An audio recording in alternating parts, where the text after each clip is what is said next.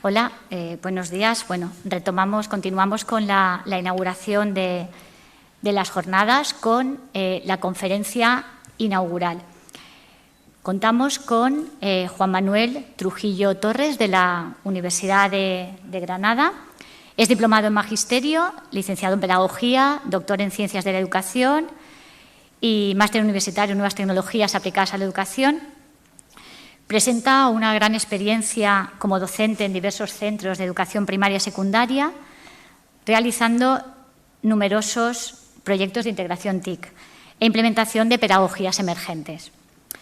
En la actualidad desarrolla su labor docente, investigadora y de gestión como profesor titular y director en el Departamento de Didáctica y Organización Escolar de la Universidad de Granada. Ha impartido clases en multitud de universidades en Reino Unido, en Portugal, en República Checa, en Italia, en Ucrania, en Marruecos, entre otras. Y nos va a deleitar con la conferencia en la que ha jugado un poco con las letras, Hiperactic Vos en época COVID-19. Muchas gracias, Juan Manuel, cuando quieras.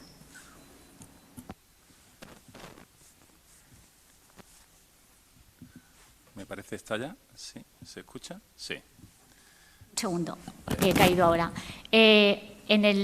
Para todos los asistentes vía streaming, incluso los que están aquí presencialmente, disponemos de un chat en la plataforma de Moodle en el que se podrán realizar preguntas. Y cuando finalice su exposición le plantearemos las preguntas que han ido dejando. Gracias. Ahora sí. Estupendo. Muchísimas gracias, Rosana. Quisiera agradeceros en un primer momento, bueno, pues la hospitalidad, el trato, el cariño que habéis tenido conmigo y sobre todo la deferencia para invitarme a esta charla. Muchísimas gracias. Muchísimas gracias también al vicerrector de Transformación Digital, a Rafa Molina, porque nos conocimos ya hace algún tiempo y, bueno, solo hablábamos de futuros proyectos, de cosas que hacer. Y me dio muchísima alegría reconocer que ya estaba transformando precisamente este ámbito. Muchísimas gracias, Rafa, por la invitación también. También quisiera recordar al profesor Jimeno, que según me decía está también en vuestro equipo. Y bueno, sé que conformáis un equipo estupendo, en tanto en lo profesional como en lo personal. Muchísimas gracias de verdad por la invitación. Yo creo que los aportes que voy a hacer en un primer momento vienen muy derivados de la experiencia que tengo en la enseñanza primaria y en la secundaria y cómo lo he llevado al ámbito universitario o he intentado llevarla al ámbito universitario.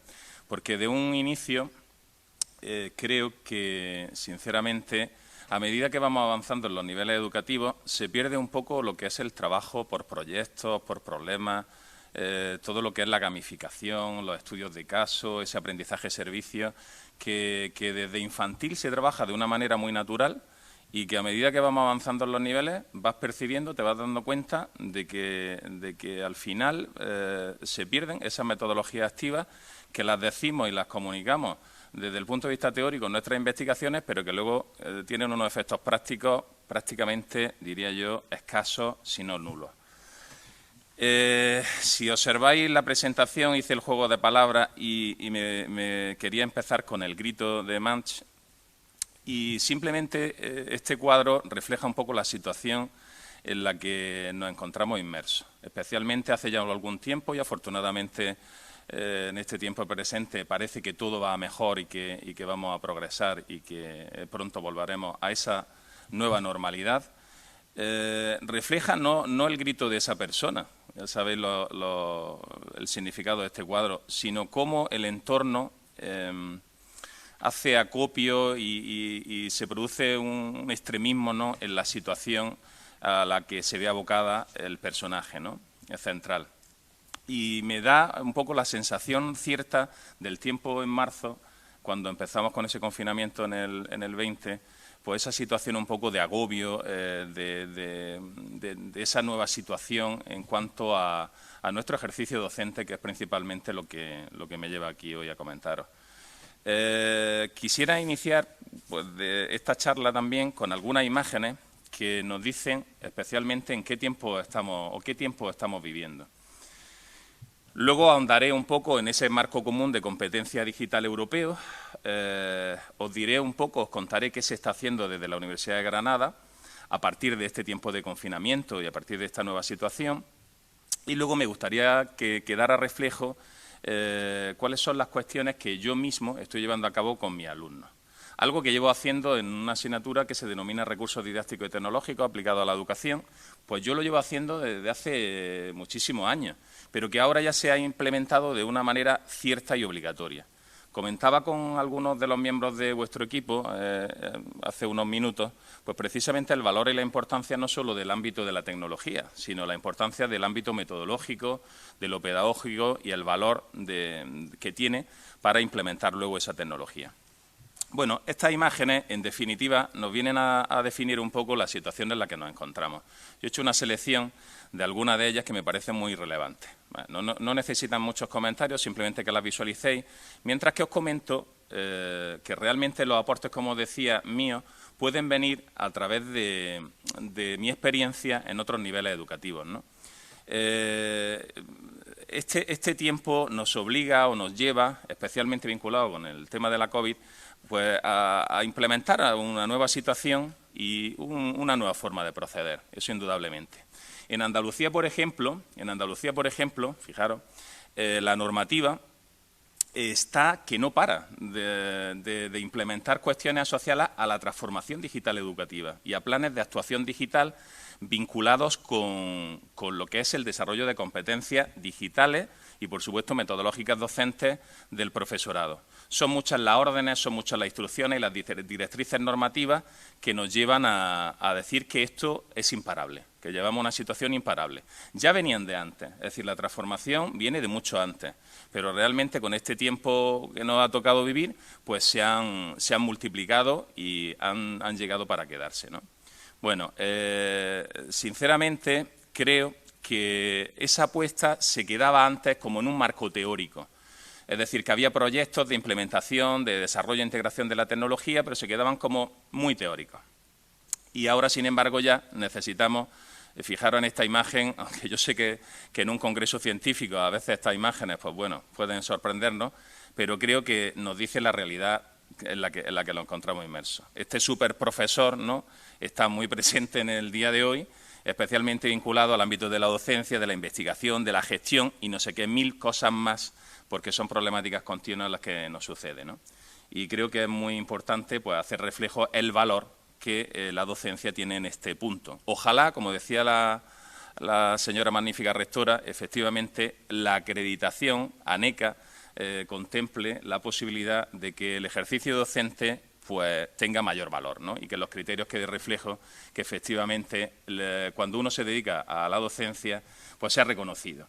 Si bien parece que no lo es tanto. Bueno, yo me gustaría destacar ahora mismo, y por focalizar un poco la situación en la que nos encontramos, pues qué tipo de generación tenemos. Aquí me gustaría describiros lo que es la generación alfa y la zeta en última instancia, ¿no?, o en primera instancia, porque son realmente las más actuales. Esta generación que nos viene, donde están implicados totalmente en lo digital. No es que sean ya nativos, sino que están implicados de manera continuada en el ámbito digital. También la dedicación, por ejemplo, numerosos estudios, la dedicación que hacen al uso de Internet o redes sociales puede ir más allá de prácticamente de las 3 horas. Ahora veremos algunos datos diarias, ¿no? Y, bueno, en definitiva tienen pánico o pueden tener pánico a perder conectividad. Es decir, a no tener Internet para... Y yo creo que esta es una sensación que todos los docentes tenemos. En este tiempo, las numerosas dificultades, yo desde el departamento lo que he visto es que los principales reclamos, principalmente, han sido efectivamente vinculados con herramientas. Porque, bueno, pues se nos ha ido la conexión, o se ha caído el servidor, o tenemos problemas con la plataforma de exámenes y todo este tipo de cosas, ¿no? O el control por el ejercicio del examen, etcétera, ¿no? Bueno, bueno, estas son algunas de las características. Yo esta diapositiva también quería comentaros que me parecía muy interesante cómo la percepción de los padres, de las familias, al respecto del alumnado, ¿no? Y fijaros qué percepción tienen de esta generación alfa. Nos dicen que las relaciones con ellos se van a complejizar enormemente porque su cualificación en cuanto a la competencia digital en su conjunto va a ser enorme. Con lo cual, los padres y madres tienen esa preocupación real de cómo nuestra formación realmente va a ser adecuada para que esas relaciones se establezcan in situ de manera adecuada. El futuro profesional lo ven totalmente vinculado a la competencia digital, indudablemente. De ahí después diré cómo la formación en competencia digital y su desarrollo está en boga, ¿no? Y eso es lo que demuestra este congreso, por ejemplo. La adquisición de dispositivos tecnológicos también siguen la consideración de este alumnado, de esta nueva generación. Es decir, se les considera para hacer esas adquisiciones y, lógicamente, desde su percepción y su opinión. Y luego, me parece un dato muy interesante que las redes sociales, efectivamente, los padres y madres se preocupan de su pertenencia a ellas precisamente para controlar o para advertir cuál es la situación real de ese alumnado. Aquí viene ya lo serio, lo que este marco común europeo de competencia digital, que tiene unas dimensiones, esto yo creo que todo el mundo que estamos vinculados con la educación y especialmente con este área tan específica o específica ya de los recursos didácticos y tecnológicos, aparecen esas 5 áreas y esas 21 competencias digitales que creo que todo el mundo lo reconocemos. Entre ellas, por ejemplo, la creación de contenidos digitales, que a mí me parece de las más oportunas. Es realmente lo que yo, desde la práctica, intento hacer con el alumnado. Eso no me parece tan relevante, sí me parece muy relevante este nuevo proyecto que se hace desde la CRUE y desde el Joint Research Centre, del Centro Común de Investigación del Marco Europeo, en el que se ofrecen algunas dimensiones que podéis visualizar ahí y 22 competencias asociadas a las mismas. Este proyecto pretende, muy reciente, creo que muchos de vosotros incluso lo habréis complementado, porque se ha hecho un muestreo aleatorio y, bueno, a los que nos ha tocado, lo único que se persigue es simplemente verificar cuál es el nivel de competencia digital del profesorado universitario. Es un proyecto, yo creo, bastante ambicioso y especialmente vinculado al instituto, ¿no?, vuestro de educación. ¿Para qué? Pues supongo o entiendo que para verificar cuál es la trayectoria o la linealidad o la línea de formación que necesita o requiere nuestro profesorado. Creo que es muy interesante y que son proyectos que realmente nacen por el tiempo que vivimos. Esto seguro que estaba planteado con anterioridad, pero todo se ha acelerado, que es la sensación que quiero transmitiros en este momento y como empecé la charla. Bueno, aquí algún pantallazo de lo que es el cuestionario en sí mismo. Creo que estuvo abierto hasta mediados de mayo. Y, bueno, aparecen algunas competencias, entre ellas, no sé si las visualizáis bien, aparecen esas 6 que son clave. Por ejemplo, nuevamente os insisto en la creación de contenido digital, que me parece muy relevante, y luego un área 7, que es la educación abierta, de la que voy a matizar o voy a hacer algún matiz a posteriori. Yo creo que la apuesta por la educación abierta y por los recursos educativos abiertos es algo que se lleva haciendo hace bastante tiempo, pero que en este momento el servicio, la apuesta por el trabajo colaborativo, cooperativo en comunidad, se ha hecho muy necesario. Con lo cual, esos recursos educativos abiertos y esa educación abierta en su conjunto, esa ciencia abierta, son los más necesarios que nunca. De hecho, se contempla en este caso un área, el área 7, como podéis ver, que es de educación abierta y que se refleja en el cuestionario pues, como previsión de esa formación. Bueno, yo hice el cuestionario. Creo que por aquí estaba, sí, bueno, los resultados ahora los compararé con estudios de primaria y secundaria también a nivel andaluz que han llevado a cabo pues un cuestionario similar o parecido, todo basado y fundamentado en ese perfil competencial europeo y, bueno, sobre todo para detectar esas necesidades de formación.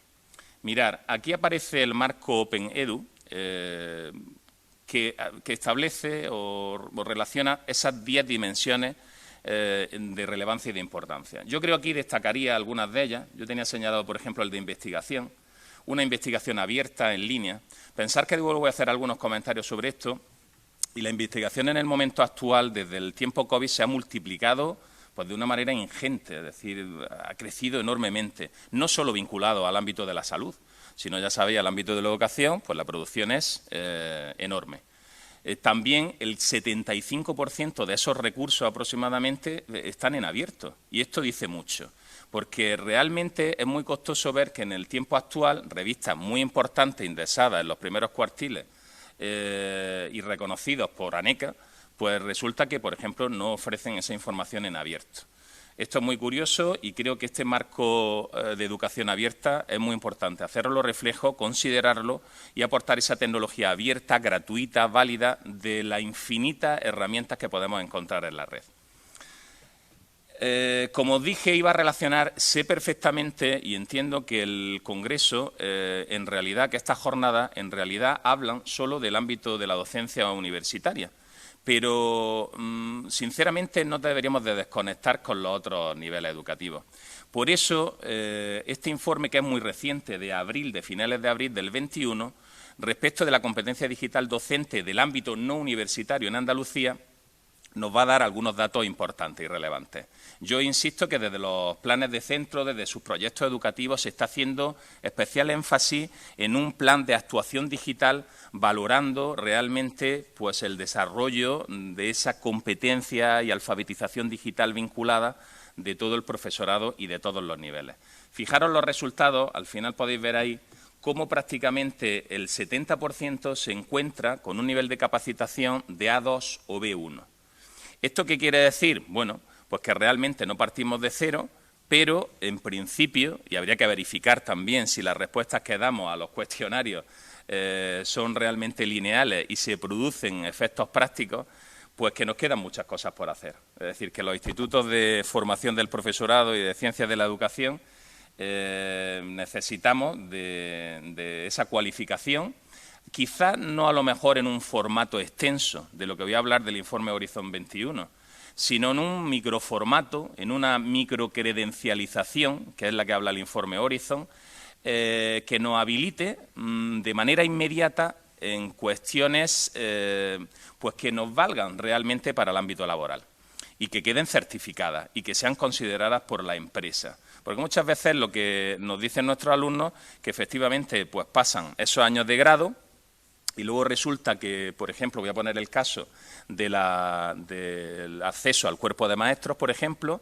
y resulta que aprecian o se dan cuenta de que a lo mejor la programación o el desarrollo de las propuestas didácticas es algo que tienen un poco difuso, que el planteamiento de tareas integradas o de la relación entre las diferentes áreas o la propuesta de metodología realmente activa. ¿Y qué supone la gamificación? Porque gamificar no es simplemente hacer un Kahoot, y a veces pensamos que estamos gamificando por introducir algunas herramientas que lógicamente podrían ayudar en ese proceso, pero que depende de muchas cosas más, como pueden ser las narrativas, pues que nos quedan muchas cosas por hacer. Esto es lo que parece que los resultados nos están dando. Pero lo importante es que hay una preocupación manifiesta en detectar cuáles son esas necesidades.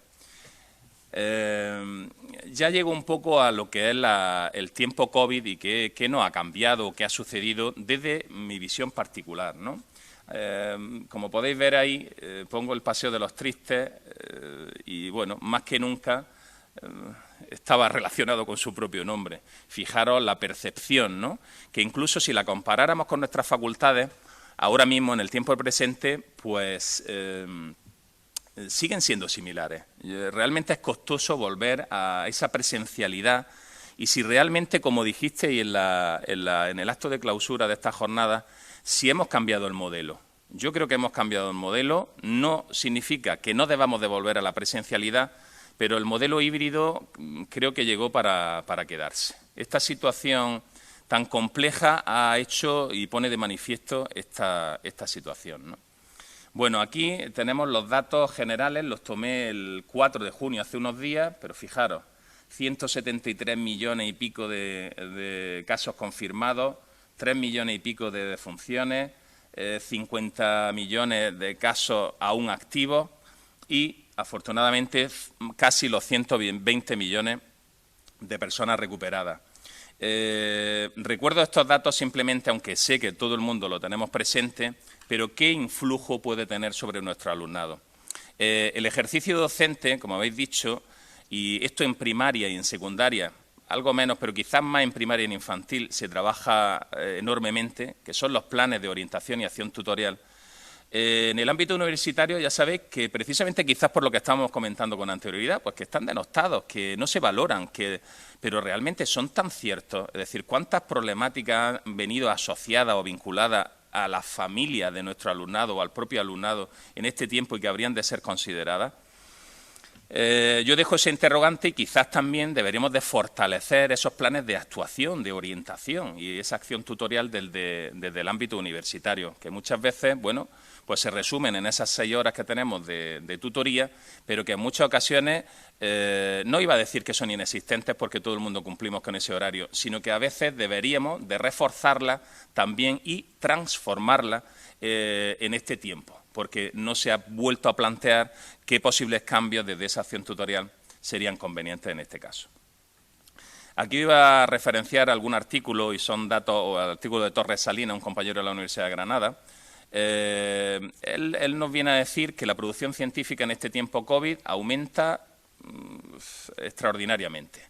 Y al final te das cuenta de que más de 500 artículos diarios científicos salen a la luz cada día y que la mayoría de esa producción se quedan abiertos. O sea, hay un cambio tremendo. Y insisto con lo que comentaba antes, no solo asociado a la salud, sino desde el punto de vista de la didáctica, de la pedagogía y, por supuesto, de otras áreas. Todos estamos muy preocupados con dar respuesta a esta situación, ¿no? Aquí, por ejemplo, cojo también datos de una revista de salud médica en las que también nos habla un poco, podéis ver la producción, cómo crece enormemente en este tiempo. Eso nos lleva a decir o a considerar algunas cuestiones como las que aparecen en esta imagen. El volumen, el crecimiento es exponencial y no es gratuito, tiene su sentido. Es decir, hay un tiempo de cambio que ya venía arrastrándose con anterioridad y que ahora se ha hecho más presente que nunca. Las publicaciones en abierto son algo que creo que hay que considerar y es exitoso.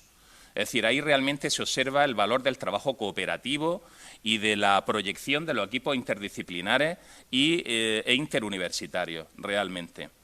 Porque estamos muy acostumbrados, yo creo, volviendo otra vez a comparar entre niveles educativos, yo creo que en primaria y en secundaria se hacen cosas extraordinarias, pero sinceramente extraordinarias y, por supuesto, vinculadas a la investigación. Pero no se publicitan, y ellos están cansados, por lo menos esa es mi sensación y percepción, de que reciben nada más que cuestionarios por parte de la universidad para ser analizados. Entonces, y luego, por ejemplo, cuando se analizan estos cuestionarios y pues establecemos algunas conclusiones y se generan unos resultados que realmente pueden ser productivos y prácticos, no se les comunica, ¿entendéis? Nos preocupamos más por esa publicitación en las revistas de impacto, pero no hay esa transferencia cierta que deberíamos de promover en mayor grado. Y yo creo que hay un cansancio generalizado, no sé, luego me diréis, en conjunto, y lo más difícil ahora, pienso en investigación, es acceder a las muestras. O sea, es que ya prácticamente tienes que ser muy, muy amigo para que la persona genere la contestación al cuestionario. Y bueno, yo ahora mismo estamos con una investigación que ahora os voy a comentar y bueno, los institutos nos dicen, Juanma, pero por favor, si es que estamos con las evaluaciones, llevamos un curso con 1000 modificaciones, tal, el centro de profesores nos está formando y capacitando digitalmente. Os decía, como la imagen que veíamos, la de Super López, ese super profesor, que están agotados, tremendamente agotados. También habla aquí de los preprints, ¿no? de cómo es una nueva percepción también de publicitación de la ciencia. Hay un aumento de artículos no originales, esto también es un dato bastante interesante. Dice que menor publicación de temas no COVID, esto es evidente, todo el mundo, yo he visto las jornadas vuestras y evidentemente casi todos los títulos aparece el concepto. Bueno, las jornadas giran en torno a ello y eso es relevante, pero no perdemos de vista ese aspecto. Bueno, esto de la mayor celeridad en la revisión para ser publicado, ahí creo que estaréis de acuerdo conmigo que, bueno, podría ser dudoso. Algunas revistas sí es cierto que lo están haciendo bien, porque creo que al final los costos de publicación hacen que vayan más rápido, indudablemente con muy buenos equipos, pero sin embargo esas revistas a veces son dudosas para las comisiones de acreditación y plantean que cómo es posible que pueda recibir una contestación de evaluadores en 2 o 3 semanas. Bueno, yo sinceramente me plantearía otras cosas, pero realmente que la celeridad en la revisión y en la publicación sea efectiva, a mí me parece algo bueno. Habría que verificar efectivamente otros procesos o procedimientos internos de la revista. Pero no creo que el tema o el asunto de la celeridad en la respuesta sea algo malo.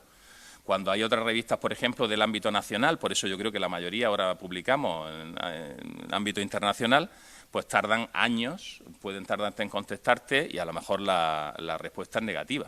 No sé qué percepción tenéis. Entonces, al final, optas pues, por revistas que sabes que van con mayor celeridad en esa corrección, ¿no? Y en esa evaluación. Bueno, aquí aparece vuestra jornada. Yo le estuve echando un vistazo, ¿no?, a los títulos, incluso tengo alguna colaboración con parte de personal de esta universidad y creo que son extraordinarias. O sea, aportáis y hacéis un aporte eminentemente válido para el ejercicio docente y todo ello vinculado con la investigación. Yo estaba muy nervioso, sinceramente. Sé que tengo amigos y sobre todo me habéis tratado extraordinariamente bien, pero al abrir la jornada para mí era algo extraordinario porque siempre os he situado como un referente en este ámbito de la docencia universitaria y siempre hemos seguido y siempre hemos sido partícipes en la mayoría de las ocasiones siempre que nos ha sido posible. No dejaré de hacerlo, indudablemente, porque sabemos de la calidad. Por eso digo de la responsabilidad. Bueno, la siguiente imagen yo creo que es curiosa, aunque creo que todo el mundo tenemos nociones asociadas a ello. Viene de la CEPAL, ¿vale?, de la Comisión Económica para América Latina. Y si os dais cuenta, el teletrabajo, por ejemplo, cosas que sabemos, ha aumentado enormemente. Yo soy un ejemplo, quizás cuando me vean aún nos cuesta o no es costoso volver a esa presencialidad en los departamentos, pues por diferentes motivos. Y siempre estamos esperando pues incluso a la vacunación, a que todo el mundo, ¿no?, pues con la máxima seguridad. Creo que son percepciones a lo mejor pues de cada uno muy particulares, pero debemos volver a esa situación de presencialidad, por lo que también comentábamos ahora en la charla, porque es necesaria, por el contacto humano del que hablabais y por esa capacidad inmediata para conectar a las personas que después pasan al formato virtual y se seguirán registrando esas actuaciones, pero indudablemente requieren en un primer momento de esa presencialidad. Ojalá siga la evolución y en septiembre pues, podamos hablar de esa formación híbrida, pero con máxima presencialidad en los centros. Bueno, el comercio electrónico, la educación en línea y, por contra, fijaros, bueno, pues aparecen sectores como los viajes, lógicamente, y el turismo, que tienen unos efectos pues, muy negativos, ¿no?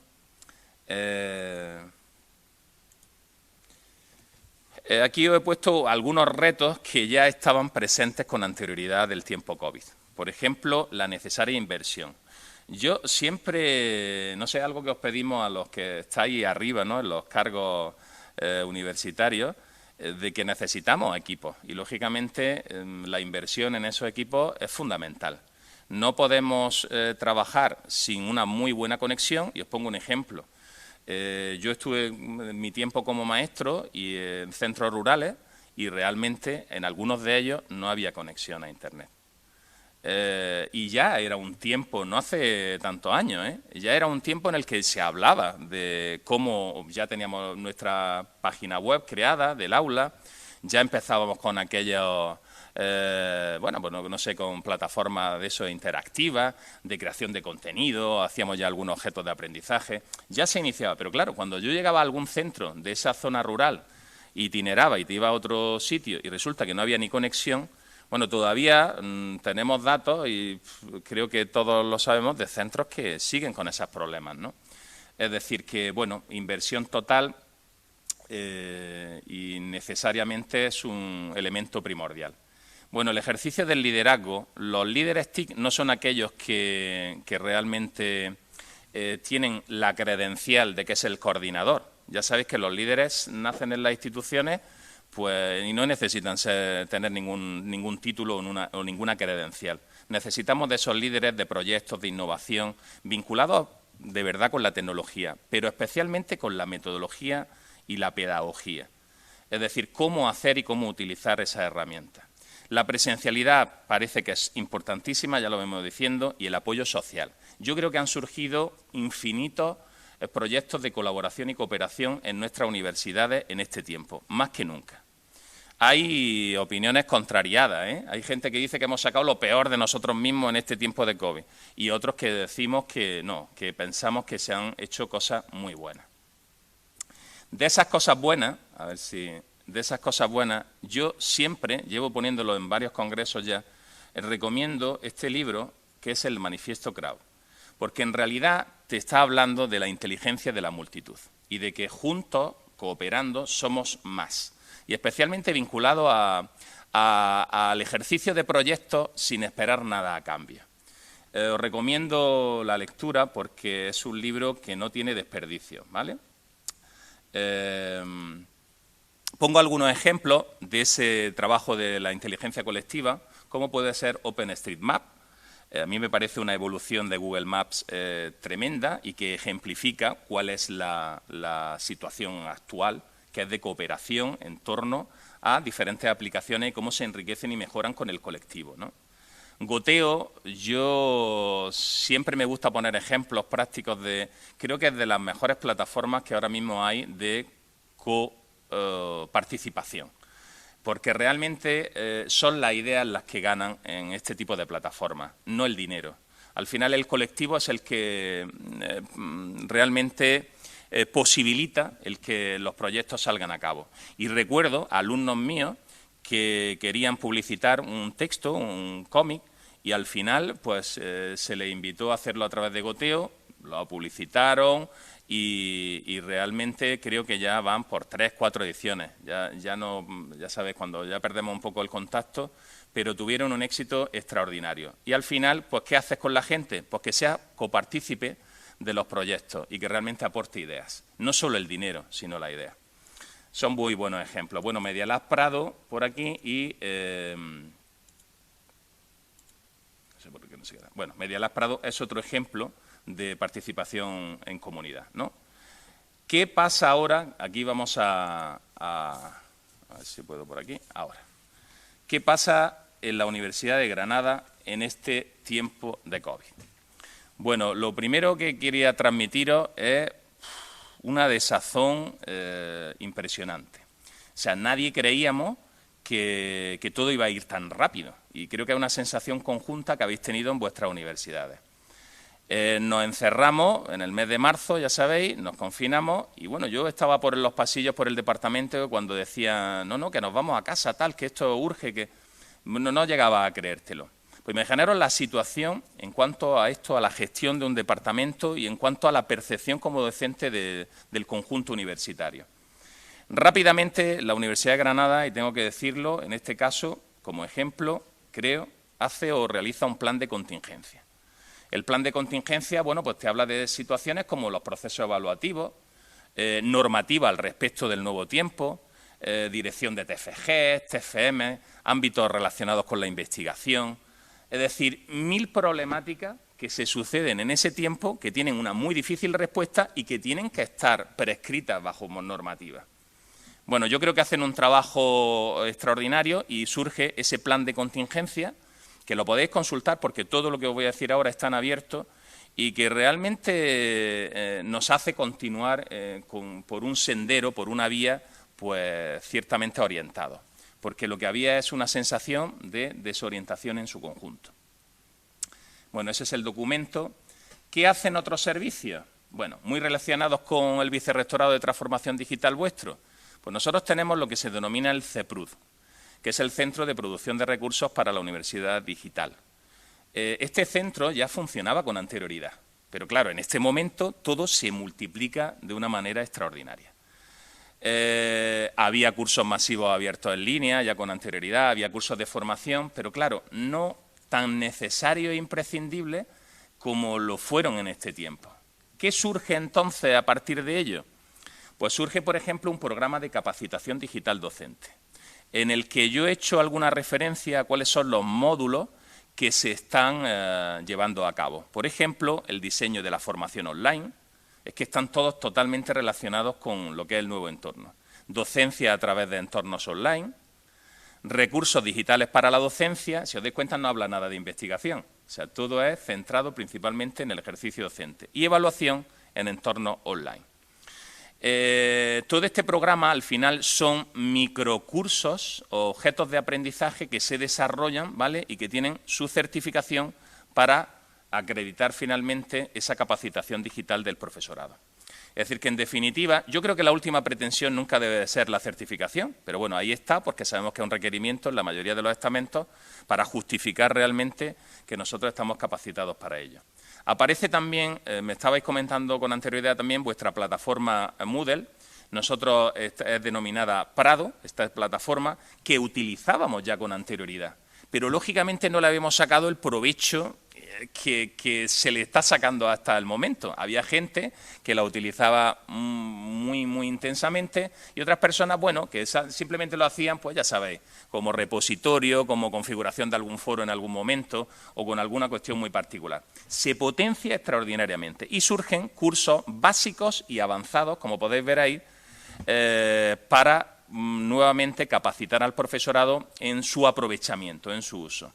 Es decir, que nuevamente, bueno, puedo decir, y la nombro a Vanessa Gami, es profesora de mi departamento, subdirectora del CEPRUD, y bueno, está a punto o al borde del suicidio, porque dice que el trabajo es, bueno, pues como podéis imaginaros, espectacular, a unos ritmos, y bueno, yo creo que ahora avanzamos un poco más calmados, porque ya sabemos, en este curso ya sabíamos, pero imaginaros la percepción que teníamos en el segundo semestre del curso anterior. O sea, los problemas surgían por donde menos te lo imaginabas.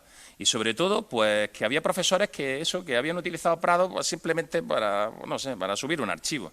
Y claro, pues imaginaros, por ejemplo, la conformación o la utilización de Prado Exámenes, que se hizo una aplicación específica para el desarrollo de los exámenes, por ejemplo.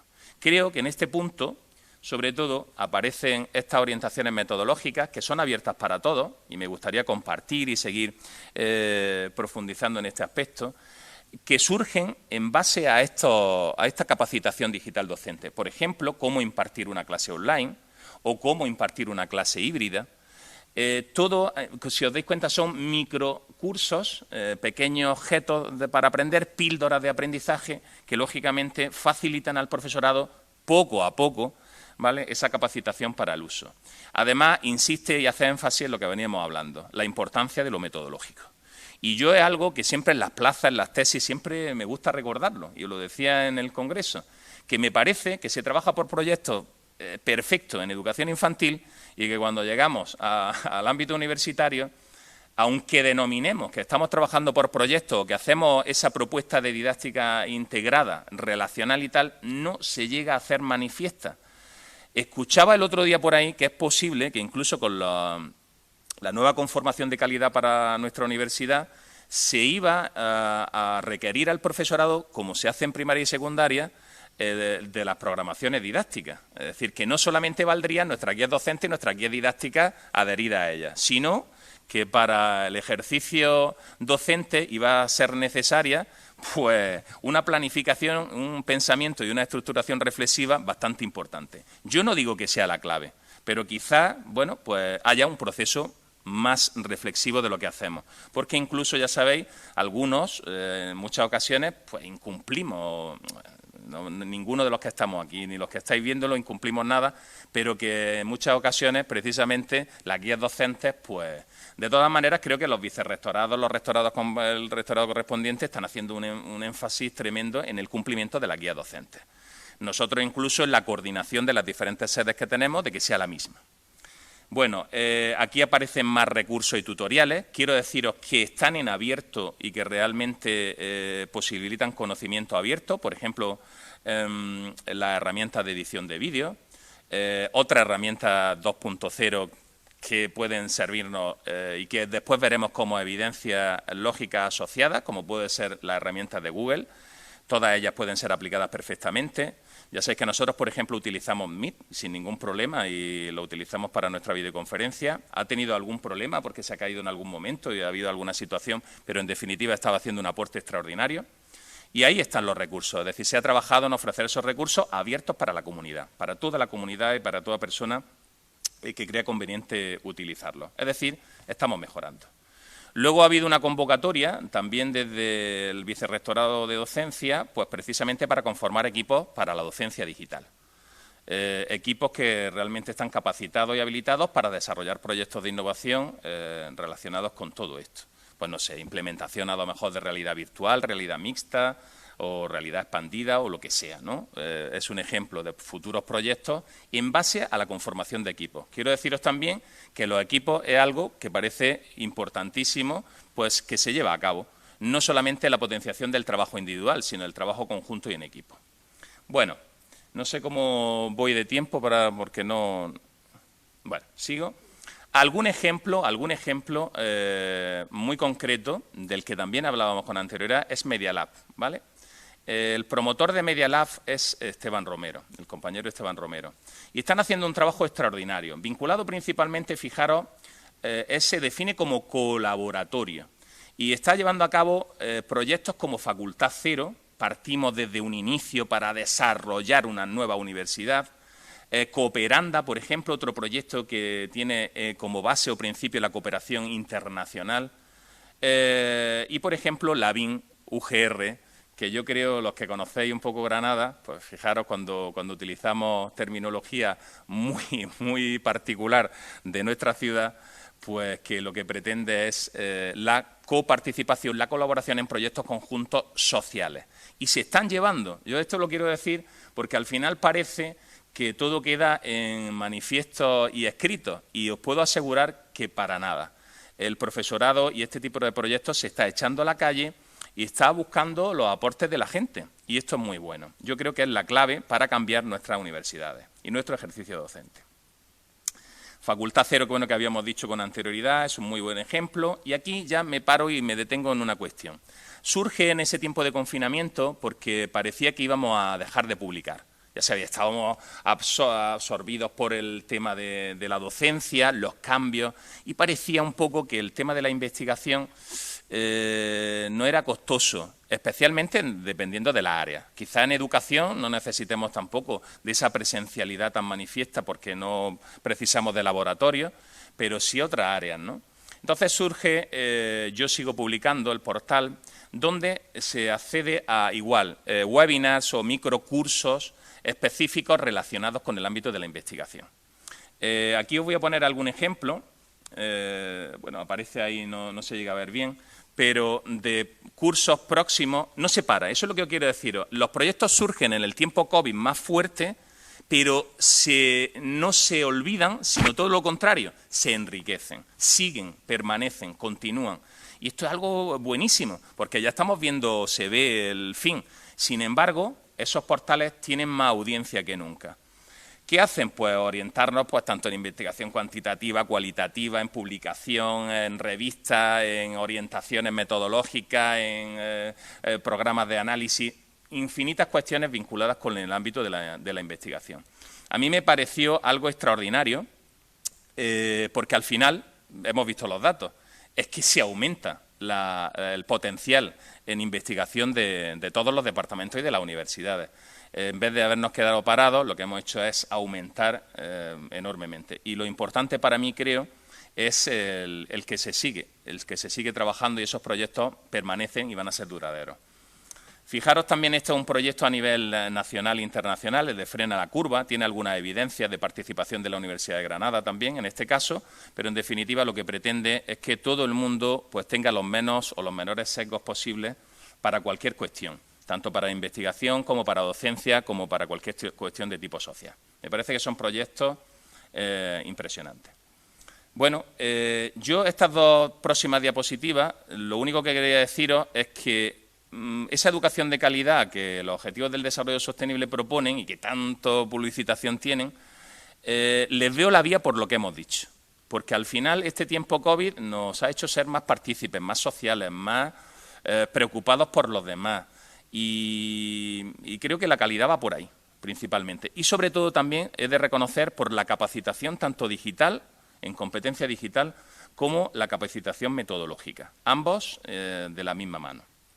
Y otra cuestión, otro concepto que en los otros niveles, vamos, si habláramos de la nueva normativa educativa en los otros niveles no universitarios y tal, el DUA, el Diseño Universal de Aprendizaje, que es algún concepto que supongo que muchos sois especialistas, yo simplemente lo denoto de manera superficial vinculado con el tema de la competencia digital, me parece que no hemos de olvidarlo. Estaba ahí, el ámbito inclusivo, todo el tema de la, como dice ahí, de esos tres principios, motivación, representación y acción y expresión, está clarísimo que hay que llevarlo a efecto, que hay que seguir trabajando en eso, porque las universidades, gracias a ese desarrollo competencial, van a ser más inclusivas si atendemos a esos principios del diseño universal.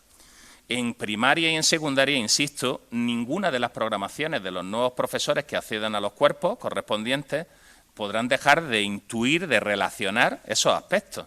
Es decir, que no veo a nadie que ante el tribunal, para conseguir su plaza, no diga la importancia y la relevancia de ese diseño universal de aprender y, por supuesto, llevarlo a cabo de manera cierta, ¿vale? Ya sabéis que también en el tema de la inclusiva, yo también he asistido a muchos congresos relacionados con esto y bueno, pues ahí está, pero se dice mucho y se hace poco.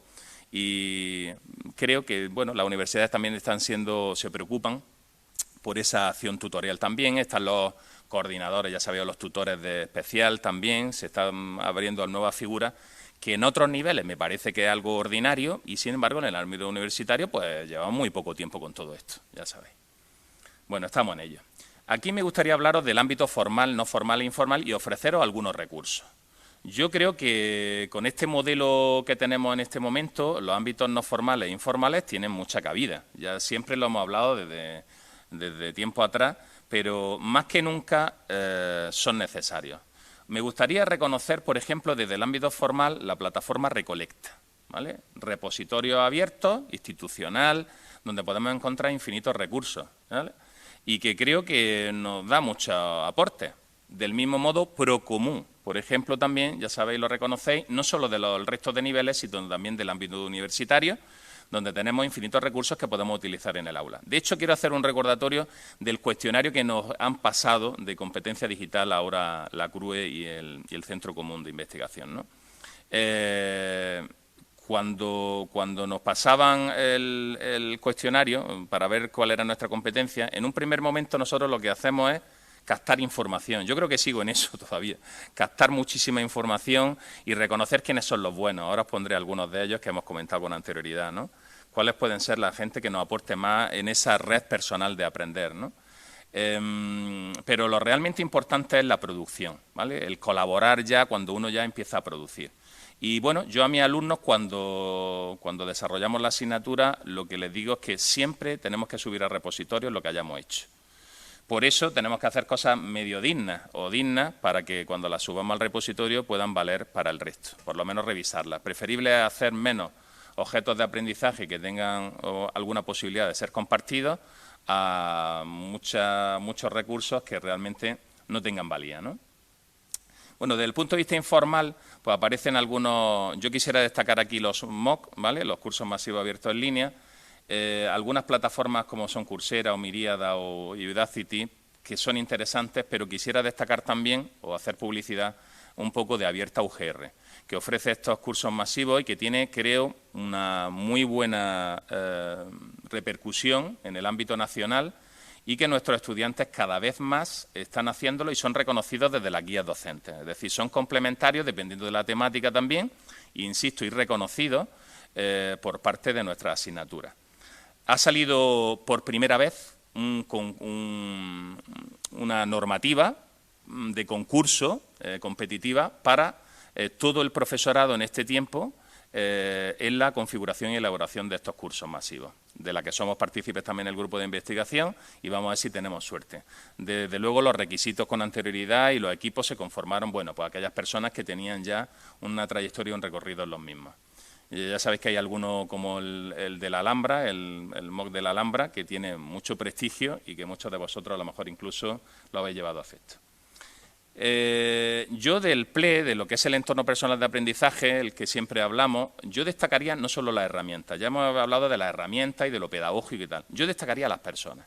Y os voy a poner 3 ejemplos, aunque sea pues, discriminativo y tal, y sobre todo porque son de la Universidad de Granada solo, pero como un referente y un ejemplo de que os pueden aportar y hacia dónde vamos. Y os contaré después el tema de las almétricas, ¿no? De cómo realmente el influjo social va a ser reconocido a través de proyectos y quizá en algún momento sea también reconocido por ANECA. Y creo que esto es súper importante, porque hay personas que están trabajando en una proyección, en una difusión social de sus proyectos y, en definitiva, pues no tienen ningún reconocimiento. Yo, como mucho que sepa, creo que el haber hecho algún curso MOOC, creo que sí tiene alguna validez en el criterio de cátedra, me parece, y titularidad también, para ser reconocido, pero ni mucho menos en los criterios obligatorios y específicos, sino en los complementarios, como algo... Pero bueno, todo a empezar. Y os voy a hablar de Fernando Trujillo, que habíamos comentado con anterioridad. Bueno, es un referente, es un colega que podemos seguirlo perfectamente en red y que nos va a hacer muchos aportes, especialmente vinculados con este tiempo presente y con el ámbito metodológico. También David Álvarez, son del mismo equipo tal, y creo que funcionan muy bien, especialmente porque ofrecen eso, lo insisto, recursos. Y Esteban Romero, que precisamente es el que dirige y coordina todo lo que es Media Lab, pues que simplemente el hecho de ver cómo comparten sus presentaciones, todos los actos que llevan a efecto y qué tipo de proyectos están llevados a cabo, pues merece la pena seguirlos. Y llego a destacar algunos de sus proyectos que tienen ahora o que van a llevar a cabo, ¿vale? Y es el de influencia en ciencia, ¿no? Ellos al final están diciéndonos algo tan importante que os venía comentando, de que el asunto bibliométrico, pues que tiene importancia, lógicamente, para nosotros la máxima. Pero ¿por qué no el influjo de lo social, lo que es la almétrica, al final, sinceramente, tenga un valor cierto, manifiesto, que nunca ha sido reconocido? Y bueno, el proyecto va por ahí. Van a hacer análisis, por ejemplo, del influjo, la repercusión que tenemos, pues en Wikipedia, por ejemplo, o en otros portales, ¿no? Pero portales abiertos que realmente verifiquen cuál es nuestro influjo social para con los demás.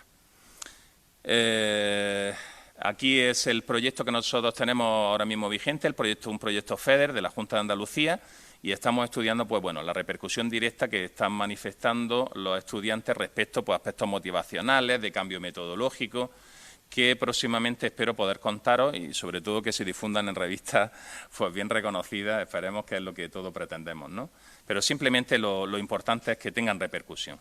Nos lo concedieron igual, ahora sale otro I+D también de la Junta también, pues precisamente vinculado con esto. Y ya sabéis que creo que las temáticas de este tipo pues tendrán bastante salida pues, en las próximas convocatorias, vamos, estoy seguro. También pertenezco ahora mismo a un proyecto con Córdoba, con Verónica Marín, de realidad mixta, ¿no? Y bueno, pues todas estas cosas tienen salidas, pero que tendrán su fin. Y ahí es donde os voy a contar ahora el informe Horizon, porque las tendencias van cambiando de una manera tan inmediata que tenemos que nosotros renovarnos o morir, ya sabéis. No te van a conceder un proyecto I+D+I, indudablemente solo si hablas de liderazgo, pero a lo mejor si hablas de liderazgo, eso vinculado al ejercicio en redes sociales o tal, pues quizás, ¿no? No sé. Bueno, y esta es la parte que le he dedicado un poco al informe Horizon 21, que está publicado muy recientemente, apenas yo creo que un mes o algo así, y que nos viene a decir, pues ya sabéis, las tendencias un poco hacia las que vamos y que debemos de reconocer. Sigue hablando, como en tiempo anterior, de la inteligencia artificial, y esto es algo que creo que es muy importante. ¿Aplicada a qué? Pues a estrategias de aprendizaje, a la propia analítica de los datos, al ámbito metodológico también. Y estos sois vosotros los que realmente controláis muy mucho, pero la valía del equipo interdisciplinar desde el punto de vista pedagógico para con los informáticos, ¿no? que hablábamos con anterioridad. Pero las posibilidades parece que son infinitas. Habla de evidencia el informe y nos pone ejemplos clarividentes que nosotros todos conocemos, como pueden ser Alexa y Siri, pero que tiene mucha más profundidad y trascendencia en el fondo, ¿no? Fijaros qué dice el informe 21. Nadie nos sorprendemos, lo venimos hablando, pero te dice claramente que los modelos híbridos para aprender ya están. O sea, indudablemente la tendencia es a configurar modelos mixtos, modelos híbridos. Yo recuerdo que cuando las guías docentes en el mes de marzo las planteamos y las planificamos con 3 escenarios, creo que vosotros del mismo modo, ¿no? Presencialidad total, el modelo mixto y virtualidad absoluta. Bueno, pues parece que ahora ya, al haber hecho la probatura, el avance en este terreno y campo, al final nos damos cuenta de que el asunto del híbrido va a funcionar sin olvidar la presencialidad, que será un reclamo extraordinario. Bueno, algunas evidencias que te pone el informe son eso, pues el uso de herramientas vinculadas a la plataforma Google, por ejemplo. En la analítica del aprendizaje, yo quisiera destacar aquí varias cosas, ¿no? Ahí, como podéis ver, hay varias cosas importantes. Una, la experiencia del usuario y, por supuesto, el diseño instruccional. Y esto lo vinculo con lo que hablábamos con anterioridad. Es decir, la importancia, y aquí está la didáctica de la organización, la importancia de planificar lo que vayamos a implementar. Porque al final, en los proyectos, en la mayoría de las ocasiones, no hay un diseño previo para ser desarrollado. Simplemente hacemos, bueno, pues una maquetación, un prototipo de lo que vamos a llevar a cabo, pero realmente no hay una reflexión profunda. Y es lo que os decía de ese reclamo de las cosas que se están haciendo en otros niveles. Profundizar en ese diseño instruccional y, por ejemplo, pues os digo, pues realmente verificar cuáles son los elementos transversales que se van a trabajar, por ejemplo, cuál va a ser la acción tutorial de manera efectiva, cuáles son las áreas más implicadas y más vinculadas a ese entorno que vamos a desarrollar y, por supuesto, también esa concreción del currículum, de lo curricular. ¿Cuáles son los objetivos específicos que vamos a desarrollar? ¿Qué tipo de competencias vamos a contemplar? Y que no queden realmente, y eso tenga su aplicación y derivación práctica, que es lo que hacemos en los otros niveles. Porque al final resulta que las propuestas didácticas integradas lo que hacen precisamente es globalizar, relacionar, vincular, pero de una manera cierta. ¿Cómo se hace? ¿Cómo se lleva a cabo? Y esto yo creo que en la mayoría de los proyectos del ámbito universitario pues lo dejamos un poco en la teoría y luego en la práctica pues no hay una reflexión tan conjunta. Vuelvo a insistir este informe en que no la importancia de los datos en sí mismos, sino la planificación, ¿vale? Y el reconocimiento de todos esos datos como aporte para mejorar las situaciones es algo importante. Bueno, de las fases, yo creo que aquí al final lo que tengo que destacar es que debemos de crear prototipos y testarlos, ¿no? Para ver si funcionan o no funcionan. Y aquí difundirlos. Es lo que os decía de los otros niveles. Yo sigo insistiendo, creo que en primaria y secundaria se hacen prácticas extraordinarias, pero que el canal de la difusión aún no es tan correcto. Incluso ahí metámonos nosotros, pues las relaciones o esa coordinación, cooperación para con las instituciones universitarias a veces pues queda en la mera tramitación de esa pasación de cuestionarios y tal, y bueno, que realmente no hay una relación tan efectiva como debiera. Y nos miran un poco, como siempre, ya sabéis, como diciendo, bueno, vosotros que estáis un poco alejados de la práctica, por eso yo siempre defiendo pues mi paso también por los otros niveles, y bueno, pues seguramente no fui el mejor, no, por supuesto que no, pero bueno, tiene esa experiencia que te hace reconocer pues qué se está haciendo en campo. Sucede ahora, que también lo hemos comentado antes, que el perfil ahora del becario FPU que tenemos, bueno, pues sí, son chicos y chicas extraordinarias y no hay que desmerecerlos, todo lo contrario, pero quizás que viven en el mundo de la investigación y la publicación de artículos y efectivamente todo centrado en torno a ellos. Pero realmente eso desde el punto de vista metodológico de la acción práctica, ¿reconocen o conocen qué se hace realmente con los chicos en los centros? Y lo pongo desde el área nuestra, ¿eh?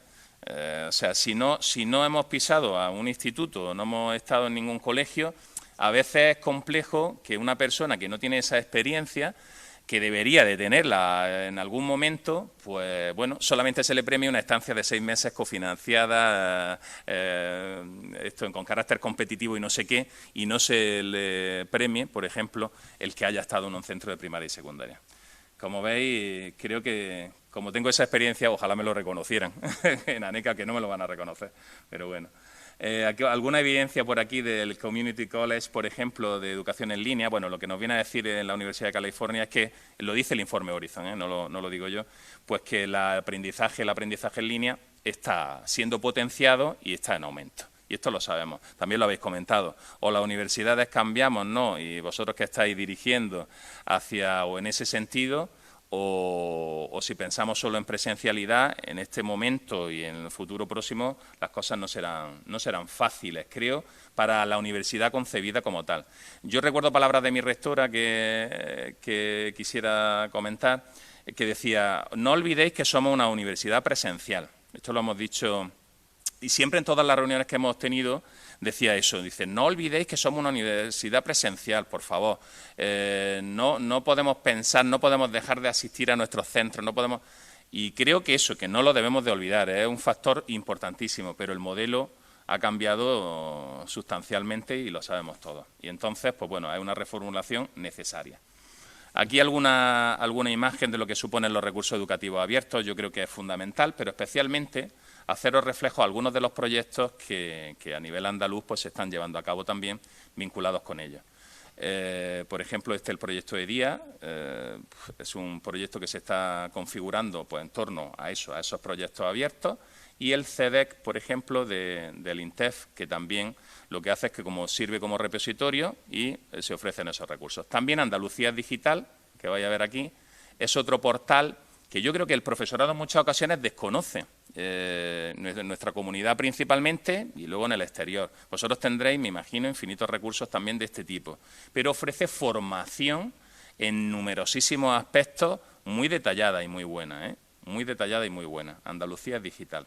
Bueno, y aquí algún ejemplo del MIT, por ejemplo, pues que nos dice la importancia de esos cursos abiertos, ¿no? Te lo dice el informe Horizon y lo hace reflejo como ejemplo. Yo creo que estos tienen un potencial extraordinario y debiéramos de recurrir también en algunos casos a ellos.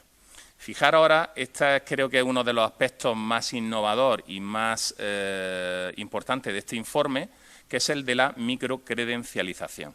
Es lo que hablamos de cómo ha cambiado el tiempo y realmente al final esa certificación de habilidades de desarrollo competencial en ámbitos muy reducidos e inmediatos es necesaria. Yo veo un poco a la universidad en otro tiempo, en este tiempo atrás, desde el asunto COVID, como más, ¿cómo diría esto? Como más lenta en el cambio.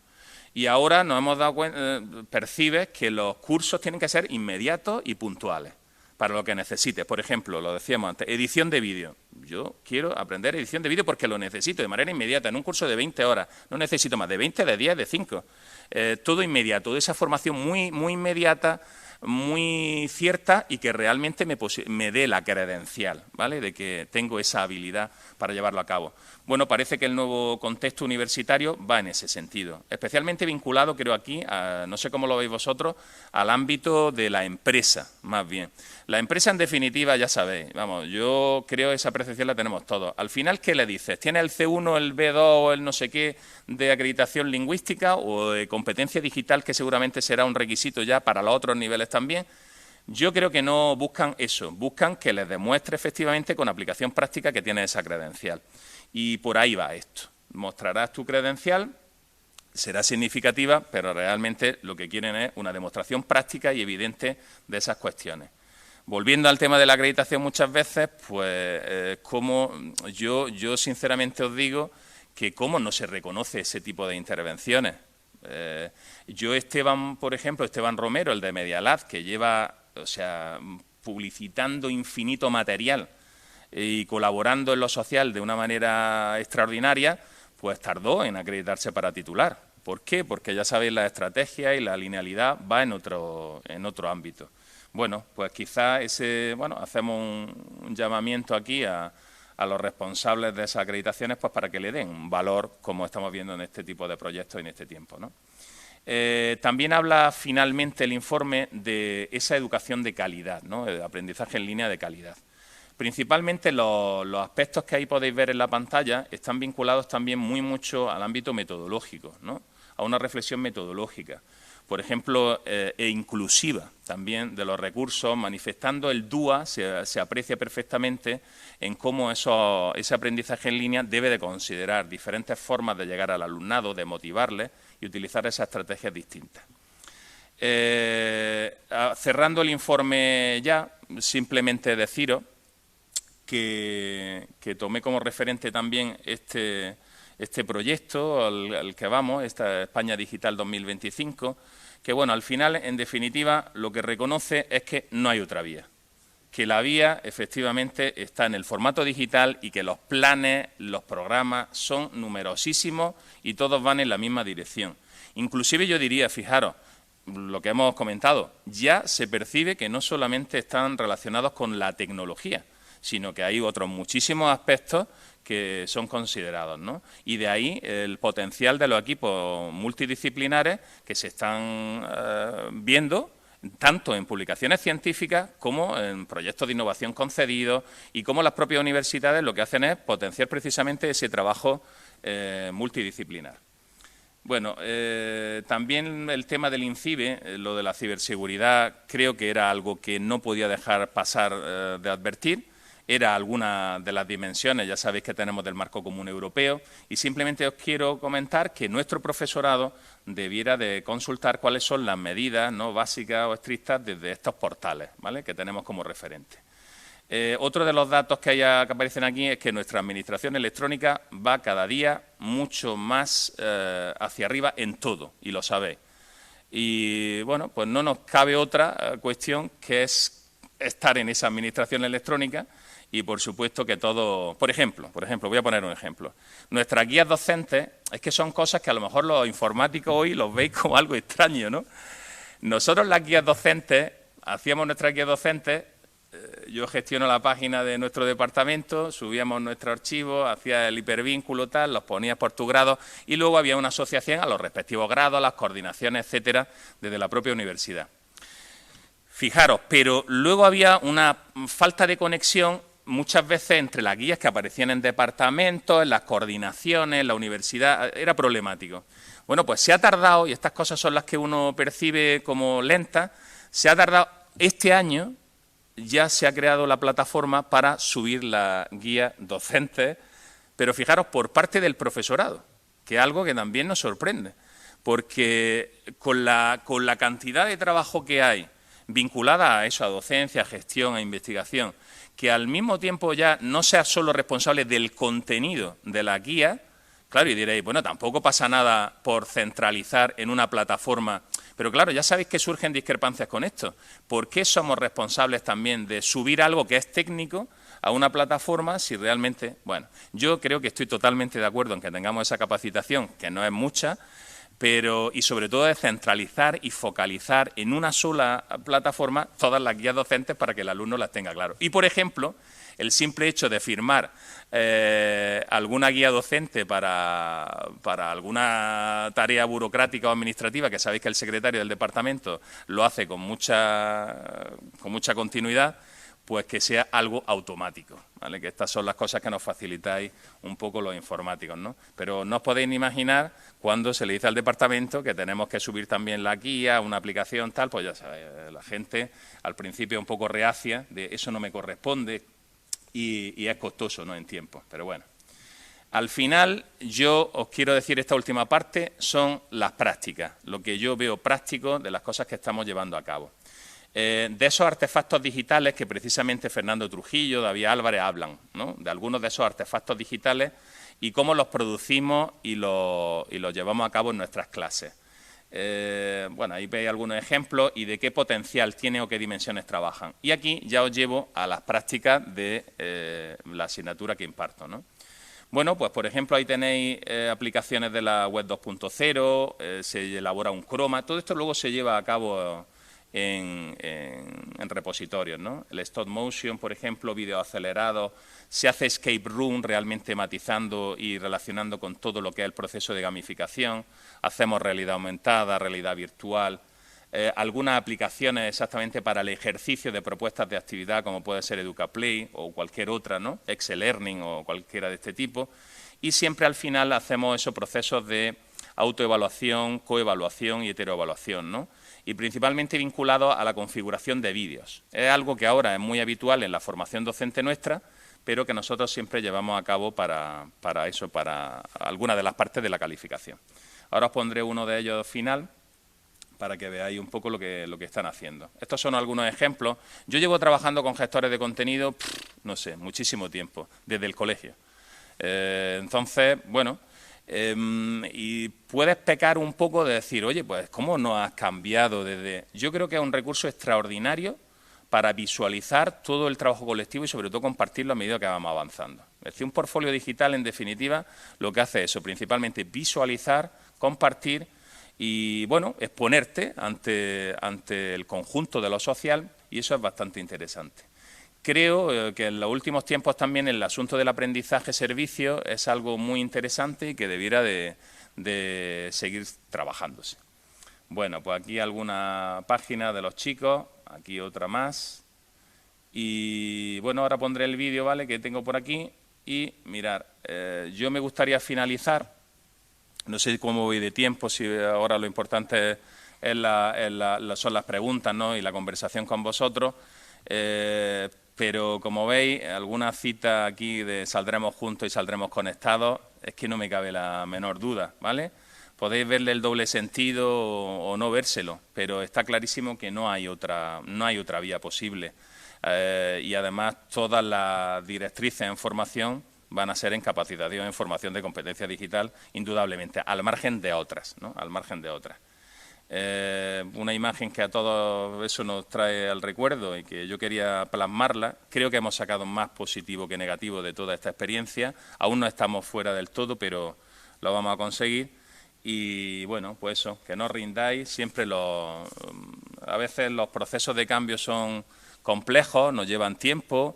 No es fácil comprendernos tampoco cuando un pedagogo habla con una bióloga, que habíamos dicho antes en un principio, en un primer momento, o cuando hablamos con los informáticos, pero ya sabéis, cuando las conversaciones son realmente ricas, son productivas y es lo que tenemos que buscar. No precisamente juntarnos solo los pedagogos con los pedagogos o los psicólogos con los psicólogos, sino todo lo contrario, ¿vale? Voy a ver si os puedo poner el videcillo. Dura 1 minuto nada más. Y es un poco resumen. Diréis, bueno, aspectos técnicos no los consideréis en exceso, simplemente, bueno, un poco como el resumen de lo que...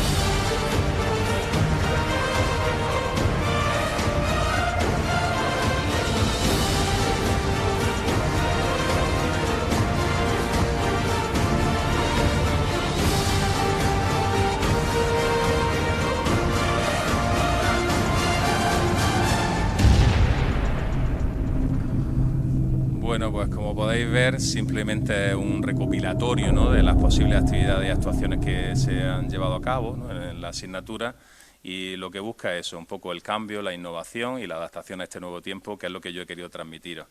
También me gustaría finalizar eso con que hay más cosas que tenemos en común el resto de niveles universitarios que nos diferencian. Y habría que tener muchísima más conexión y reconocer la experiencia y los aportes de unos para con otros, y yo creo que estamos en la vía. Este formato híbrido va a hacer mucho bien, seguro, en nuestras universidades. Pues nada, muchísimas gracias a todos, ¿eh? Gracias por haberme escuchado.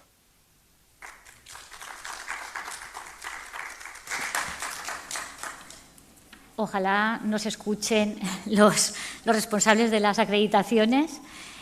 Muchas gracias, Juan Manuel. Has abordado y has puesto el dedo en la llaga en muchos de los temas que nos preocupan. Has repasado, acreditación, cumplimentación de encuestas, publicación de revistas, digitalización, brecha digital. Realmente me parece que no te has dejado nada. Y, de hecho, tenemos alguna pregunta por aquí. Paso, supongo que en la sala también, mientras acercamos el micro, si alguien quiere preguntar, te lanzo. A ver, el profesor José Joaquín Rodes inicia varias preguntas. Una es, las normativas están alejadas por completo de la realidad docente y familiar. ¿Hay algún estudio sobre brecha digital? Y, más importante, ¿qué medidas se han adoptado para el próximo curso, si las hay? Entiendo que en la Universidad de Granada, que es la que tú puedes conocer.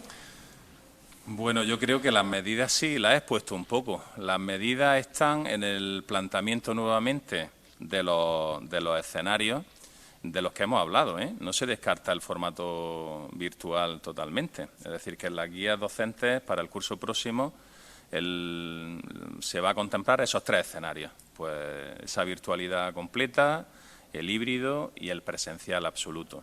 Yo creo, y esto lo puedo adelantar de la perspectiva y bueno y la evolución, ¿no? Como vemos todos, que quizás el formato que iniciemos en septiembre va a ser el de semipresencialidad. Y esto creo que prácticamente en todas las universidades, porque apostar por la presencialidad al 100% parece ser que no es la tendencia y bueno, pues vamos a ir a semipresencialidad, impartiendo los seminarios de manera práctica y la teoría haciéndola virtual. Bueno, sobre estudios de brecha digital sí que hay muchos. Yo especialmente no me dedico específicamente a esto, ¿no? Al asunto de la brecha digital, pero el informe Horizon 21 también habla de ella. Ya sabéis que precisamente los avances en este sentido, yo he dicho un poco en los otros niveles lo que puede suceder. Si vamos a un formato que es híbrido y que necesita de unos requerimientos y de una infraestructura importante, está clarísimo que también hay cuestiones que abordar desde ese punto de vista que pueden hacernos más diferentes entre unos y otros. No solo a nivel nacional, estoy hablando más a nivel internacional y de las posibilidades que puedan sucederse. Pero siempre veo muchas más oportunidades que el que se lleve a efecto una brecha intensa digital. Está clarísimo que no tenemos otra vía. No tenemos otra vía y ese marco europeo nos dice que tenemos que ir hacia allí. O sea que no nos queda otra salida. Y creo que, bueno, y específicamente la Universidad de Granada lo tiene clarísimo. Lo habéis visto, he intentado exponerlo de una manera... se han puesto las pilas, insisto, y la rectora, Pilar, no quiere que no se hable de presencialidad. Pero está claro que dice que hay un momento presente muy distinto del que era hace poco y no queda otra, no queda otra. O sea que los informáticos vais a tener muchísimo trabajo, también los pedagogos, seguro. Bueno, Juanma, enhorabuena por la charla, me ha encantado y además lo has tocado todo. ¿Vale? Creo que no has dejado nada, menos mal que tengo una semana para poder ponerlo. No, mi comentario era... Sí que ha habido muchos portales, tú has puesto el de la Universidad de Granada, Universidad de Alicante, incluso CRUE con la UNED, pusieron portales con recursos, y hay muchos recursos, pero yo creo que el problema está en que los recursos estaban y los encontraba quien sabía lo que quería hacer, pero aquel que no sabía qué tenía que hacer, ¿cómo llegaba hasta ese vídeo? Es decir, tú tienes que saber que quiero grabarme un vídeo, ¿vale? Y llegas a un recurso que me dice cómo grabar el vídeo.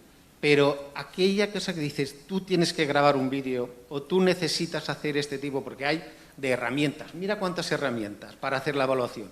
¿Ya? Pero primero tengo que reflexionar qué tipo de prueba tengo que hacer porque es online y una vez que ya quiera qué prueba quiero hacer, pues buscaré qué herramienta me utiliza, ¿no?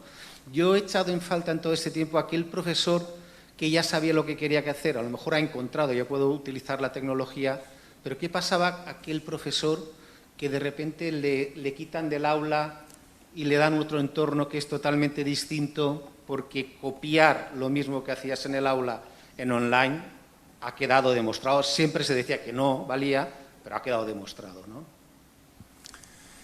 A ver, la cuestión es súper compleja, ¿no? Y bueno, es muy cierta, muy cierta. De verdad tienes toda la razón de esa situación. ¿Qué ha pasado con aquella gente que tenía dificultades simplemente por su competencia digital o porque no sabía realmente qué es lo que tenía que hacer? Yo creo que aquí lo que sí se ha abierto, yo te lo comento desde el punto de vista de la dirección del departamento, ¿no? Es que se han creado equipos docentes, equipos de trabajo, donde se ha orientado. Es decir, igual que hacemos la colaboración o la cooperación con la configuración de las guías docentes, sabíamos sobradamente que había profesores que tenían dificultades incluso...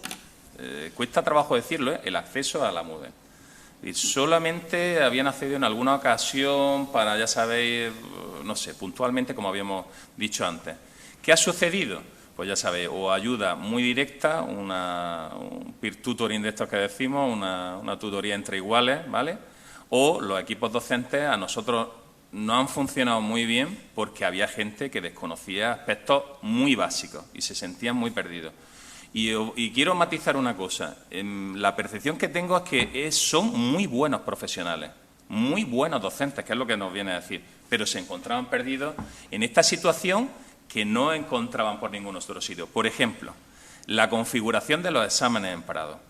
Querían hacerlos presenciales, no se podía. O sea, no, es que había una negación por parte del vicerrectorado, del decanato, tal, hasta llegar a nosotros como de la dirección, para que no se podía hacer. Pero bueno, ¿qué tengo? Claro, y ahí empezaban ya, ¿cómo lo hago? ¿Qué tengo que hacer? Solamente establecíamos esos equipos docentes y ya sabéis, intentando echarle una mano, un poco configurándole, ayudándole, y poco a poco. Lo que sí creo también, a pesar de las dificultades, que había buena disposición. Y buena disposición dentro de ese caos, del grito que decimos, porque el segundo semestre, no sé qué percepción, ¿verdad?, luego lo hablaremos, fue caótico en todos los sentidos, porque era una situación muy nueva, que a todos nos resultó muy complejo advertir. Yo llevo dando recursos didácticos y tecnológicos, claro, pues más o menos, ¿no? Estaba dispuesto o predispuesto a eso, a esas herramientas, a utilizarlas, una, otra, con total libertad. De hecho, habéis visto que se hace específicos, por ejemplo, la edición de vídeo por parte de la Universidad de Granada de una aplicación, pero vamos, que la gente utilizó o hemos utilizado la que creíamos conveniente o la que veníamos utilizando. Ciertamente es muy complejo lo que os dice y se vieron... Pero ahí quizás los equipos docentes, más que los equipos docentes, que fue la coordinación real, las personas. Porque en definitiva nos llamábamos, nos ayudábamos, se han hecho más videoconferencias que nunca, eso lo sabemos todos, de una manera continua. Y bueno, aunque la ayuda era diferente, pero sabías que tenías que hacerlo. Tenías que hacerlo. Sé que tenemos muchas cosas coincidentes porque me habías dicho muchas cuestiones que iba a tratar en tu conferencia. Y bueno, seguramente por tu experiencia también en los otros niveles, pues creo que tenemos muchas cosas compartidas y que vemos necesarias, ¿no? Ya está, muchísimas gracias, de verdad. Tenemos, el profesor José Joaquín Rodes te agradece, muchas gracias por la conferencia, muy ilustrativa, compartimos todos. ¿Se ha hecho algún estudio del tiempo que se ha dedicado para pasar de la docencia presencial a la dual en un tiempo récord? Gracias al esfuerzo de las unidades de servicio informática, cuyo esfuerzo ha sido inmenso y bastante práctico. O sea, lo que pregunta entiendo que es si se ha hecho algún estudio de ese proceso que fue, como tú has dicho, fue de hoy casi para ayer. Bueno, ¿Sabes si hay algo? Entiendo que lo habrá también, o sea, que lo hay. Estudios de este tipo para ver ese cambio, qué efectos ha producido. Nosotros estamos en ello y lo vamos a sacar ya estamos en el análisis, ¿no?, de qué efectos tiene sobre todo con el alumnado, ¿vale? Porque el alumnado, principalmente, la percepción que tenemos de este estudio es que ha tenido o percibe el alumnado que tiene más dificultades aún que el profesorado. Sí, porque el modelo flexible del que estamos hablando, pues en muchas ocasiones el profesorado no lo ha implementado. Lo que decimos, no estaba preparado, no estaba cualificado. Los medios técnicos, esto también quiero decirlo, no eran los oportunos. Nosotros desde el departamento hemos dotado a muchos aunque os parezca curioso, a muchos de nuestros profesores lo hemos dotado porque resulta que los equipos los tenían en la facultad. Y en la facultad, en principio, hubo un tiempo que no se podía subir, no era recomendable el subir, por ejemplo. Es decir, que todo hay un mare magnum ahí muy importante y costoso. Y lo iremos diciendo cuáles han sido las principales dificultades. Digo en nuestro estudio, el FEDER que estamos llevando a cabo. Pero hay algo que es la resiliencia, que está muy presente en este tiempo y que va a quedar refleja. Eso sí lo puedo decir porque de los datos lo puedo publicitar porque estamos en ello. Pero el aspecto, lo que es la resiliencia en sí misma, es algo que todos nos hemos hecho más fuertes para el cambio. y antes a lo mejor no estábamos tan... Y sobre todo para el cambio inmediato. Yo es que, sinceramente, no sé cómo habéis visto el grito, el cuadro, pero que refleja muy bien aquella situación, aquel momento de marzo, además las calles, ya sabéis, es que no podemos salir, el confinamiento total. Eso emocionalmente al alumnado le ha afectado y al profesorado pues igual, pero la percepción del alumnado es que a ellos les ha afectado mal en principio, esos son los datos que podemos ir viendo, más que, o tienen esa percepción más que al profesorado, ¿no? Pero bueno, yo creo que estamos todos en el mismo barco y que las sensaciones y las percepciones son las mismas o van a ser las mismas, sí.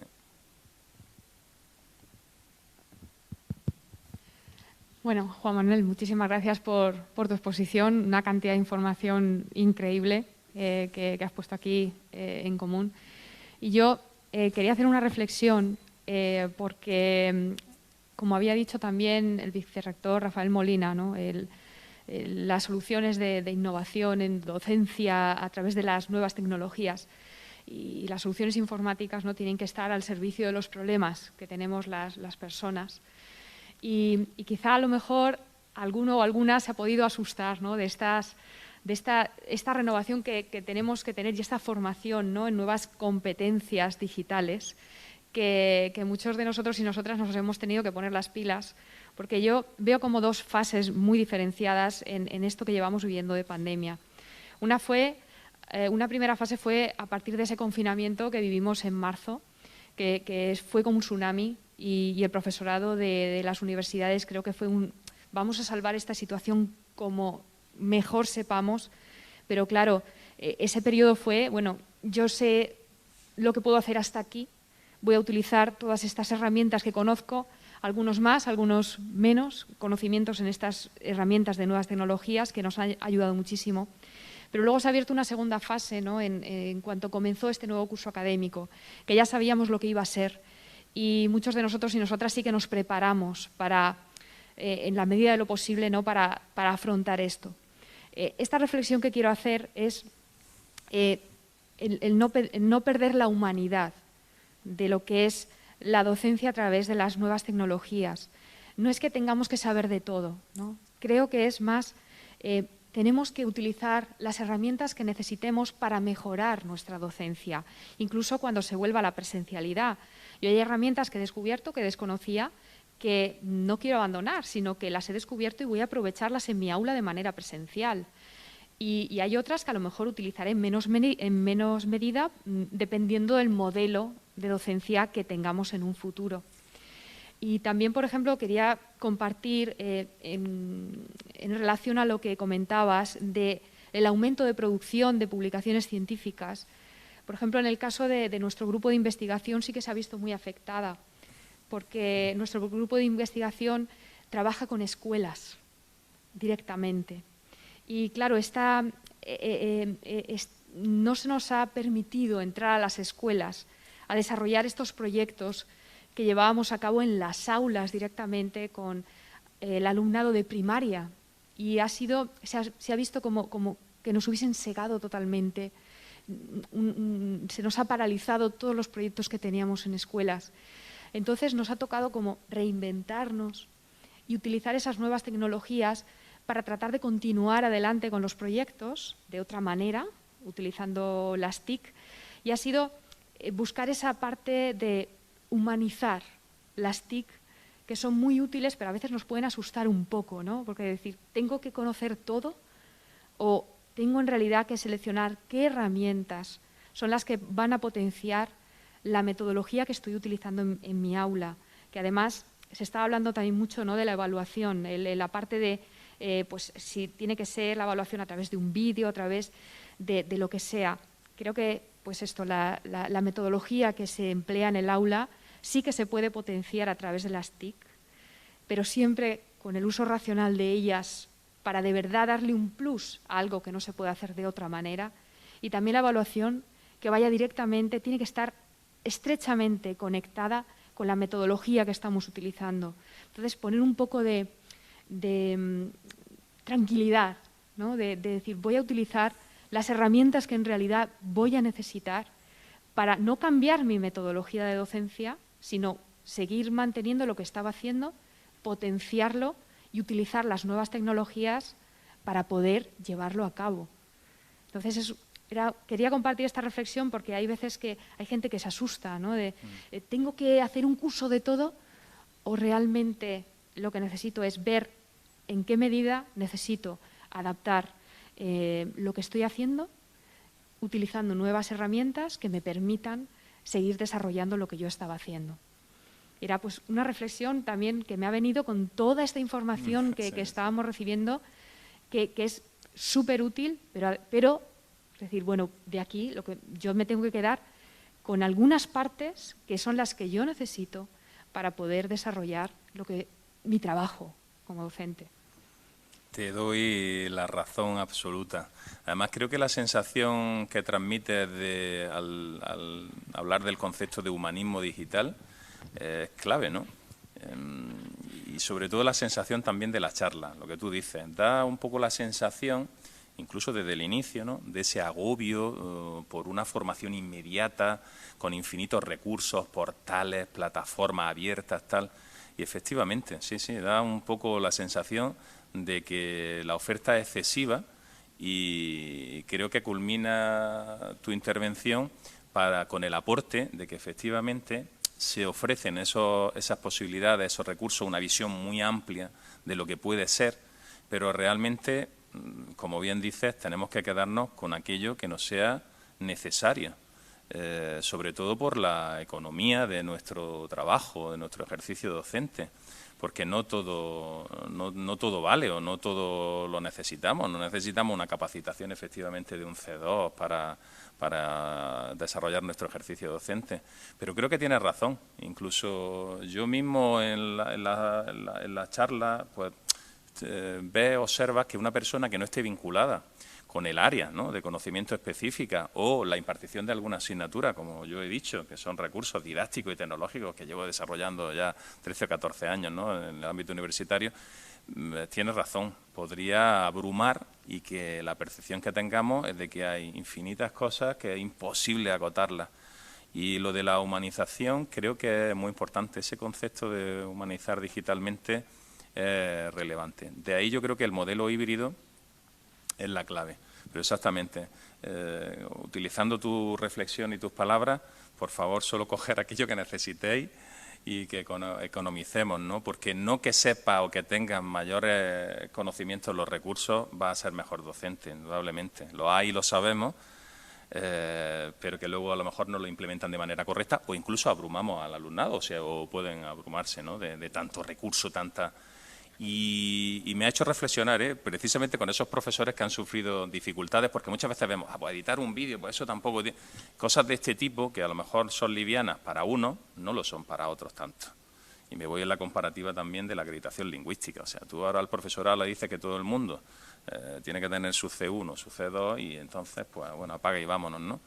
Gracias por la reflexión, porque sí es cierto que muchas veces hay que considerar eso. Se ofrecen recursos, posibilidades, alternativas.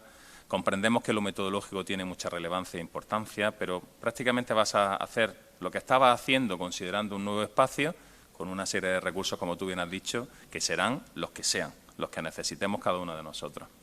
Gracias, porque es importante. A veces parece que la formación necesitamos 800.000 herramientas, que para nada es así, para nada es así. Justo es que ocurre eso, que te puede abrumar o convertirse en spam. Exacto. El exceso de información. Exacto. Exacto. Hablando del spam, fijaros, vuelvo otra vez a lo del tema de las muestras para la investigación. Déjame que lo diga otra vez. Nosotros mismos, ¿cuántos correos recibimos para ayudar a compañeros? Pobres, ¿no? Están haciendo su tesis doctoral, algunos compañeros. Y bueno, en eso te dedica el tiempo, pero dices, esto es... Pues fijaros de la dificultad. Es entendible que la gente ya eso lo elimine rápidamente, porque tiene infinitas cosas, lo estamos diciendo. Y bueno, hay que economizar. Yo me quedo con tu reflexión también, lo de economizar sería muy importante y saber qué es lo mejor para cada uno de nosotros. ¿Consideras que el estudiantado, el profesorado, estamos preparados? Este año nos ha tocado ir a Salto de Mata. Realmente hemos resuelto. Tocaba resolver y hemos resuelto. Pero resolver no significa hacerlo bien. Significa resolver. hemos resuelto lo que en ese momento. Yo considero, realmente pienso que sí que hemos hecho muchísimas cosas y no somos conscientes de ello, de lo bien que nos hemos adaptado, lo bien que hemos resuelto. Pero ¿estamos preparados para ese modelo híbrido? Porque hay una diferencia entre modelo híbrido dual, o sea, el híbrido unas cosas de una forma y otra, o todas a la vez, que como hemos hecho muchas en la Universidad de Alicante, hemos tenido un sistema dual, ¿no? Aquí, allá, atendiendo aquí, atendiendo. ¿Estamos preparados? Y más, el estudiantado ¿está preparado para esa no presencialidad o esa dualidad? Qué pregunta, Rosana, ¿eh? Yo no sé si tengo la respuesta. Mi percepción, voy a salir un poco por la tangente, es que no hay otro camino. Esa es mi percepción. O sea, es adaptarte o adaptarte. No veo otro camino, pero incluso institucionalmente. Y de hecho, los que estáis dirigiendo las instituciones universitarias, lo comunicáis continuamente. Es decir, el profesorado vamos en una dirección y el estudiante va a una dirección que es este modelo. Y esa es mi percepción. Y creo que lo hemos hecho bien. O sea, se ha salido del paso, que no era poco, y la respuesta del conjunto ha sido muy buena. ¿Hay cosas que mejorar y aspectos que mejorar? Por supuesto, vinculados principalmente a lo que decíamos al proceso evaluativo. Porque la percepción que la mayoría del profesorado, creo, y no me equivoco en esto, es que recurrían precisamente a exámenes Prado, que hemos dicho antes, a la Moodle, para seguir con una evaluación, bueno, que decíamos que era continua, pero que derivaba al final en un examen, sin hacer una evaluación procesual realmente, que es una percepción que quizás en otros niveles se tenga más concreta, ¿no? Ojalá. Y además veo el modelo exitoso, ¿eh? Yo lo veo el modelo exitoso, porque, bueno, lo veo un modelo global y un modelo que creo que no hay otra vía. Los máximos especialistas nos están diciendo que vamos hacia ahí y no hay otra. Y de hecho vosotros estáis haciendo propuestas, los que estáis en gestión estáis haciendo propuestas para que vayamos hacia ahí, no hacia otro lado. Y la supervivencia de las universidades en el formato presencial, pues bueno, cada uno tendréis vuestra reflexión, pero yo sinceramente no lo veo. No veo el formato solamente pensando en presencial.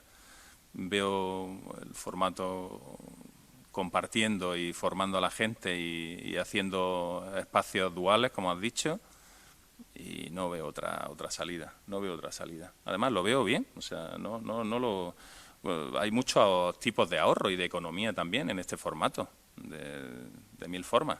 Yo precisamente el desplazamiento, tú lo sabes, Rosana, y bueno, es anecdótico, pero yo quise venir precisamente y hace un montón de tiempo que no viajo. Cuando antes estábamos, ya sabemos, de un acto a otro, de un sitio a otro, de una reunión a otra, todo. Pero cuando tú me dijiste, dices, nos gustaría que estuviese en la sala, yo pensé en lo que hablabais de lo humano. Es decir, yo quería conocer, saludar a la gente que conocía y este formato nos posibilita este tipo de cosas. Ya lo hablábamos también en la charla anterior, alguna vez que ya hemos coincidido en presencial, lo virtual será de otro modo. Pero los contactos solo en formato virtual, bueno, cuando no hay otra forma de proceder, pues lo haremos. Pero que vamos hacia ese modelo, ¿eh? Yo creo que, y además exitoso, que no cabe otra. Bueno, tenemos una pregunta. Los propios artistas, perdona, están diciendo eso, no vuelven a sus teatros, a dar sus conciertos, tal. Dice, hombre, sin gente no somos nadie. Lo podemos tener las pantallas aquí detrás con la gente y tal, está claro, pero que no es igual. Bueno, vamos a jugar con los dos formatos y seguimos progresando. Y ya está, poco a poco, como he dicho, seleccionando aquello que nos interese, ¿vale?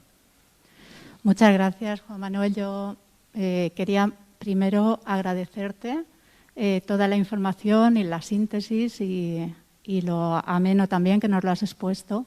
Y bueno, de las imágenes del principio ha habido una que me ha llamado mucho la atención y ahora te haré una pregunta en relación a ella.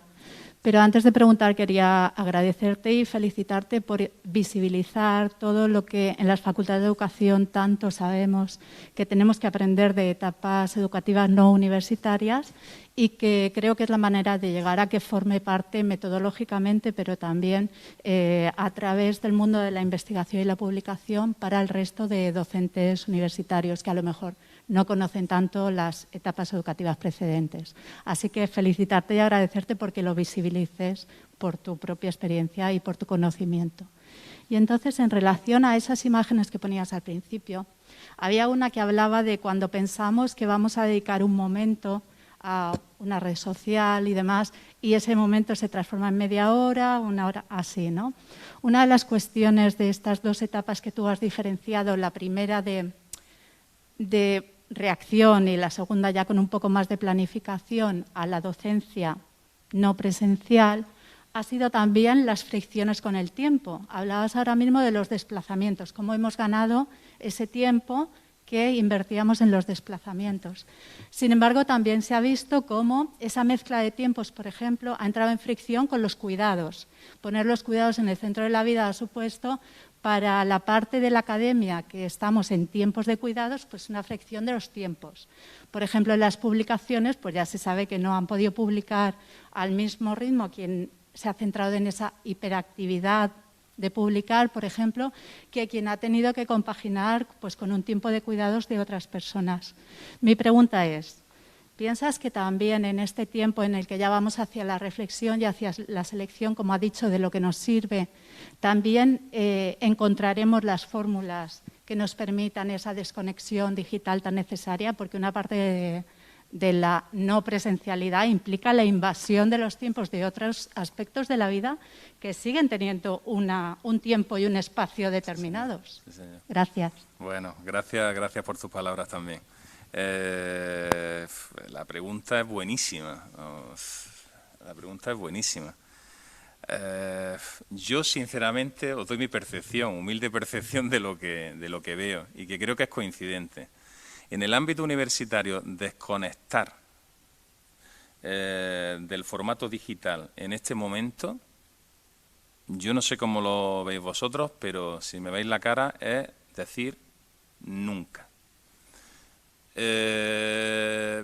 Y eso puede llegar a ser preocupante y enfermizo, y como queréis denominarlo, a tal punto de que vamos en el coche y por lo que sabemos, ya está, incluso contestando correos a los alumnos o viendo la agenda, especialmente aquellos que estáis en gestión. Y es necesario, y yo creo que ahí la formación y la reflexión de búsqueda de esos espacios de desconexión va a ser algo importantísimo también, porque estamos a tal punto, precisamente la percepción que tenían todos los compañeros, especialmente al principio de la pandemia, era que no se desconectaba, que el trabajo era las 24 horas. De hecho, los alumnos, el reclamo que te hacían era las 24 horas. Y nosotros, bueno, pues precisamente con la idea de ayudar, como tú has dicho, de involucrarte, de mejorar las situaciones, porque eran inmediatas, solo había problemas, solo hay problemas. Bueno, pues te hacía eso, vivir sumergido en ese formato digital las 24 horas del día. Yo creo que seguimos metidos en esa historia, y es necesario desconectar como sea. Y de ahí creo que la formación también, esos cursos, veis, de eso no hemos hablado nada. Nuestra salud mental, como hemos dicho, es clave, y sobre todo otras obligaciones y otros quehaceres que van paralelos. Y ya os pongo mi humilde última aportación en esto. Y simplemente un cargo de una dirección de un departamento. Bueno, estás dispuesto, y cuando la gente te llama, que en algunas ocasiones para cosas buenas, pero casi siempre ya sabemos que son porque ha surgido algún problema, si eso es evidente. Imaginaros que te está llamando, no hemos acostumbrado a esta dinámica, que te llaman a las 8 de la tarde, o a las 9, o a las 10, a la que sea, y te están diciendo que no le has cogido el teléfono. Imaginaros que a lo mejor has dejado el teléfono, que ha ido al baño, y le has contestado. Pero bueno, ¿cómo no me has contestado? Que te he llamado, que no sé qué. Es decir, percibimos, como tú decías, percibimos nuestra obligación a estar enganchados esas 24 horas. Y la percepción que tiene el resto de gente es de que tienes que estar enganchado las 24 horas. buenísima la reflexión. No sé ahora mismo qué solución puede tener a nivel personal y a nivel institucional, pero estamos en un momento complejo de que no hay una distinción de espacios. No la hay, no la hay, ¿eh? No la hay. Yo ahora mismo, fijaros, por poneros un ejemplo, estoy dando la charla y mi cabeza, no queréis pensarlo, pero estoy diciendo que tienes que contestar no sé cuántos correos, que seguro que tiene el tal, que tiene el... Y creo que esto es una percepción que tenéis todos igual, una sensación que tenemos. Y es de ahogamiento, porque en definitiva dices, Dios mío, ni fines de semana, ni las 24 horas al servicio, tal. Y sobre todo luego, como habéis dicho en la charla inaugural, de percepción de, a veces, poco reconocimiento social. Quiero decir, de nuestros gobernantes y de... Porque al final, en definitiva, fijaros, eso que hayamos quedado excluidos de esa vacunación como grupo de riesgo y... bueno, pues están diciendo, pues tampoco son tan necesarios y ya sabemos todos que están las 24 horas al servicio de la institución y de la sociedad, que es nuestra obligación, pero no 24 horas. A ver si, no sé, no creo que los cursos de formación, que también y tal, sea algo conveniente, pero sí que hay que buscar uno personalmente, nosotros, decir, tienes que llegar a desconectar. Vamos mal, ¿eh? Vamos muy mal. Porque si yo digo que tengo esa sensación de que estoy dando la charla y tengo que irme a contestar correos, oye, pues mira, pero que a veces, o sea, enhorabuena también por tu reflexión porque es muy importante, para nuestra salud mental. Y ya para terminar, la profesora María Francisca Céspedes saluda y te dice, no sé si al resto de profesorado le habrá ocurrido, pero en mis clases los alumnos han preferido la asistencia online antes que venir al aula cuando la capacidad del aula permitía toda la asistencia de todos los alumnos. A mí también me ha pasado. Prefieren quedarse en casa por comodidad. No sé si en Granada ha ocurrido lo mismo. ¿Os ha ocurrido lo mismo ahondando? Bueno, yo creo que hay casos también, ya sabéis, son casuísticas muy particulares, pero efectivamente algunos compañeros sí que transmiten eso, que precisamente, bueno, pues les es más cómodo por algún motivo. Incluso nosotros, para no asistir presencialmente, se podía solicitar al vicerrectorado de estudiantes la posibilidad de hacerlo, es decir, de que estuviera certificado, avalado por el vicerrectorado, el que por algún motivo, cuidado particular de familiares o cualquier situación, por ejemplo, económicamente inviabilidad en este momento, lo que fuese, ¿no? Pero el resto, no sé, pues son casos particulares. Yo, sin embargo, del profesorado, todo el mundo creo que tenemos muchísimas ganas de volver a nuestros centros, sinceramente. Creo que tenemos ganas de volver a nuestros centros, de volver a nuestras dinámicas, de, bueno, pues de ese café. Fijaros, ejercicios tan sencillos como tomarte un café, pues hemos tenido que ir desplazarnos fuera y no sé, son cosas tan cotidianas, tan sencillas, que bueno, que se nos vuelven costosas también. Puede ser una percepción, pero yo creo que son casos. Muchos alumnos también creo que quieren volver al aula. Por lo que habláis de lo humano, si es que indudablemente el contacto es primordial y lo necesitamos. Pues muchísimas gracias. Realmente, vamos, te agradecemos todo el equipo del ICE y yo misma que hayas venido, porque nos apetecía empezar con esa normalidad que estamos deseando disfrutar, y el hecho de que pudieras venir, desplazarte más con el tema vacuna tan reciente. Entonces, te agradecemos muchísimo. Yo me quiero quedar con todo lo que has dicho, me quiero quedar con algo positivo, y es que ahora mismo todas las universidades estamos haciendo la guerra por nuestra cuenta. Todos estamos preparando cursos, estamos dejando online, y realmente la Universidad de Granada, en Andalucía, en la Comunidad Valenciana, en todas partes, hay cursos muy buenos a los que tenemos acceso, y sin embargo todo el mundo estamos dejando nuestros cursos. Entonces, si aunamos esfuerzos y nos centramos cada uno en aquello que sabemos hacer bien, yo creo que para toda la comunidad universitaria va a ser mucho más beneficioso. Entonces, con esto de las muestras, ¿no?, de las competencias digitales docentes, ¿no?, este estudio que se está haciendo a nivel nacional, dije, bueno, parece que la puerta se va abriendo, vamos a ir todos aunando esfuerzos, todas las universidades juntas. Luego veremos los resultados, ¿no? Eso ya será cuánta gente ha respondido, que ese es otro tema que también has manejado. Pero bueno, me voy a quedar con eso positivo de que entre todos vamos a aunar esfuerzos y vamos a ponernos en contacto, ya que hemos viajado menos, pero nos hemos conectado más.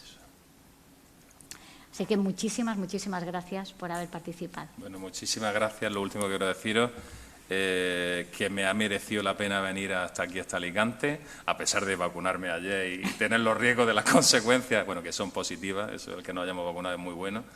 Y Rosana, que lo estáis haciendo genial de verdad, porque no solo a nivel humano, sino a nivel profesional, sé de la valía del equipo que conformáis, de algunos de ellos, y son gente extraordinaria y vais a hacer cambiar las cosas seguro para bien.